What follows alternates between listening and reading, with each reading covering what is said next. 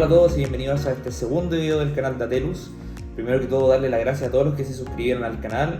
Espero que les haya gustado el primer video. Tengo muchas ideas de videos nuevos que quiero hacer y espero que les guste. Si bien dije en el video anterior que íbamos a hablar un poco de lo que era el Exploratory Data Analysis, quise hacer un paréntesis a eso y hablar un poco de esta metodología conocida como CRISP-DM, que es precisamente una estrategia que se usa en los datos para dar solución a problemas de ciencia de datos. Entonces, sin más que hablar, vayamos a las diapositivas.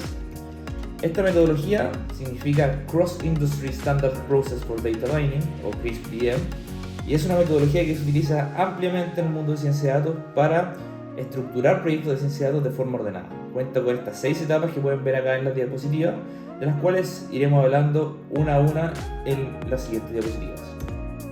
Comenzando primero con Business Understanding, esto se relaciona mucho con lo que hablé antes, que es una de las razones por las que el mercado de los científicos de datos está reduciéndose un poco, por lo menos acá en Chile. Y es porque muchas empresas en un comienzo querían un científico de datos porque era como el boom de tener un científico de datos, pero no sabían en particular para qué lo querían. ¿Ya? No sabían para qué problemas necesitaban un científico de datos que querían solucionar. Entonces, esta primera etapa lo que dice es que es necesario entender el contexto de la empresa. ¿Qué es lo que quiero resolver?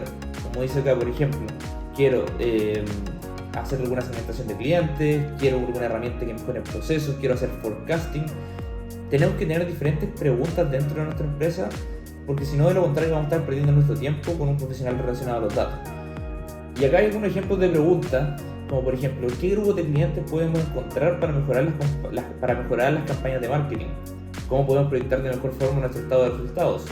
¿Qué podemos hacer para mejorar nuestro análisis de exámenes? Con todos los textos que tenemos, ¿cómo podemos mejorar nuestra experiencia al cliente? Entonces, lo primero que necesitamos, aparte de entender el negocio en el que se desenvuelve este problema de datos, es tener una pregunta y qué queremos resolver. Esta es la etapa número 1 y esto va directamente relacionado con la etapa número 2, que corresponde a entender nuestros datos. Las empresas, las aplicaciones, todos generamos datos, una cantidad gigante de datos a cada minuto, a cada segundo, y se almacena obviamente visualmente en la nube. Y la empresa tiene sus datos en una infinidad de formatos. Tenemos archivos CSV, archivos Pico, bases de datos en SQL, bases de datos no SQL, imágenes, textos y una infinidad de formatos más que obviamente no los voy a nombrar todo acá porque son demasiados. Acá podemos ver algunos ejemplos. Tenemos bases de datos relacionales, tenemos una base de datos que corresponde a MongoDB, tenemos una imagen, tenemos tweets. Entonces la cantidad de datos es eterna, es infinita, y tenemos que conocerlos para saber con qué es lo que vamos a trabajar eventualmente. Y esto da un buen inicio a la tercera etapa, que es ya la preparación de los datos. Los datos, como dice acá, es igual que cuando vamos a cocinar en la cocina. Tenemos nuestros ingredientes, pero tenemos que prepararlos, ya que si no, no podemos crear un plato. En el caso de los datos, tenemos los datos, pero generalmente no vienen en un formato que nos sirve. Tenemos que ya sea preprocesarlos o analizarlos, y en base a eso vamos a poder crear eventualmente soluciones que generen valor. Hay muchas formas de procesarlos, como dice acá. En el caso de texto, podemos eliminar los símbolos y las palabras innecesarias, podemos aplicar stemming y lemmatization, que son conceptos de NLP un poco más avanzados de los que vamos a hablar eventualmente.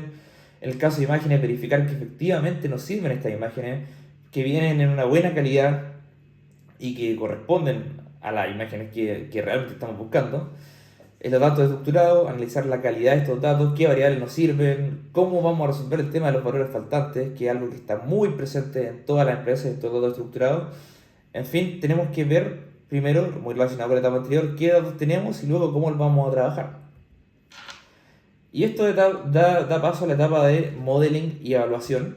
Y aquí quiero hacer una salvedad que lo comenté en el primer video, y es que cuando tenemos un problema de ciencia de datos, no siempre consiste en generar una solución de inteligencia artificial. Muchas veces basta con hacer un buen análisis de los datos que tenemos, podemos encontrar algunos insights, algunos hechos que no hemos visto, hacemos algún buen informe con algún gráfico y listo. Pero como menciono acá, como este canal o en este curso, precisamente vamos a hablar de modelos de inteligencia artificial, vamos a seguir con esa lógica de que lo que estamos buscando efectivamente es crear una solución de inteligencia artificial. Y acá obviamente hay un tema muy importante, y es que cuando tenemos nuestros datos tenemos que crear 3 subconjuntos: el subconjunto de training, de validation y de testing. Como dice su nombre, el conjunto de training es con el que vamos a entrenar nuestro modelo, vamos a entrenar nuestros datos y supuestamente este conjunto es el que representa cómo son todos los datos de la realidad.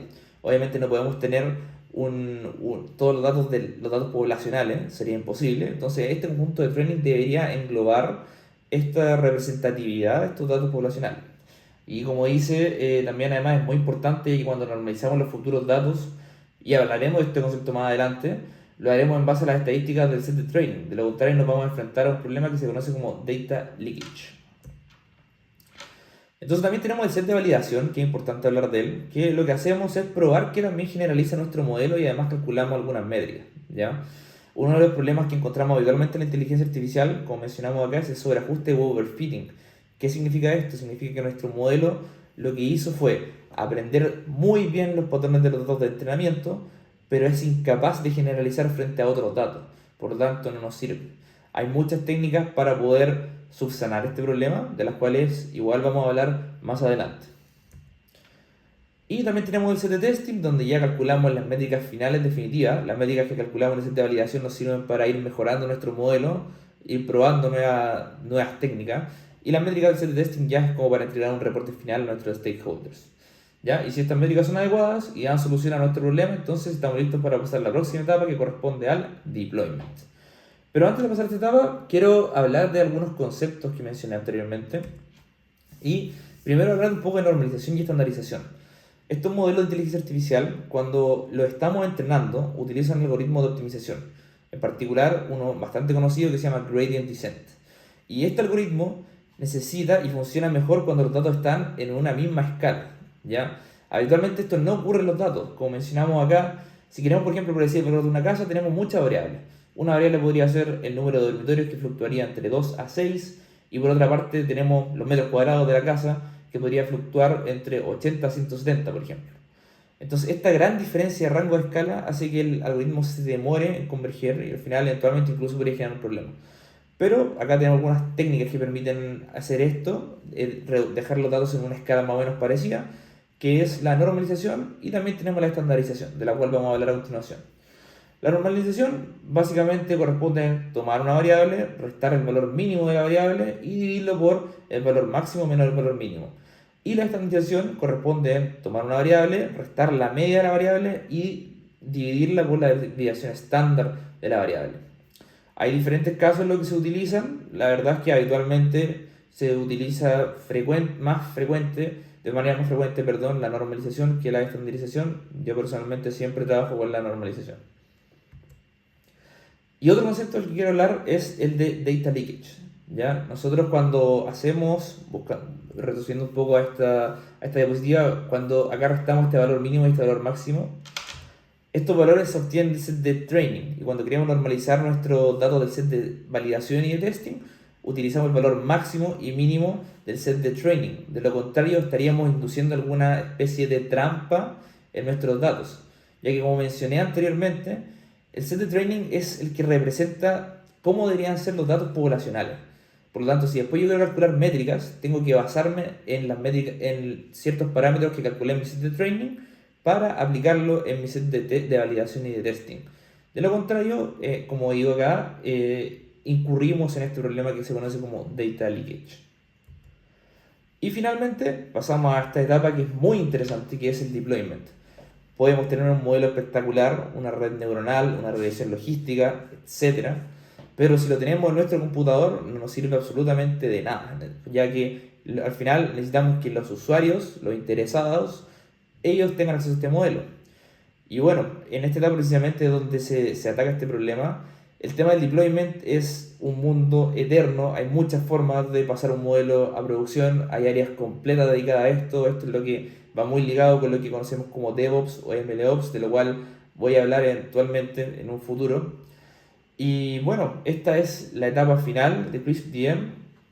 Obviamente después vienen alguna etapa donde tenemos que ir monitoreando nuestra solución.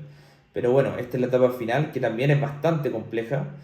Y eventualmente voy a hacer algún video de cómo pasar a producción ciertos modelos. Obviamente mucho más adelante, como estamos recién comenzando con este canal, Hay muchos conceptos que faltan y vamos a desarrollar modelos bastante sencillos, reducciones lineales, logística, y a poco vamos a ir aumentando el grado de complejidad hasta que eventualmente vamos a tener un modelo y vamos a pasarlo a producción. Vamos a utilizar aplicaciones como Postman, como Docker, que son aplicaciones que se utilizan mucho en la industria actualmente, pero eso lo veremos más adelante en videos futuros.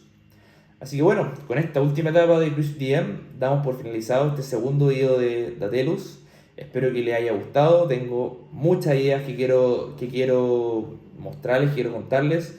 Y nada, como dije en un comienzo, agradecer a todos los que se suscribieron al canal, invitarlos a que estén atentos, ya que se vienen muchas más cosas. Y bueno, mandarles un cariñoso saludo y nos vemos en un próximo video.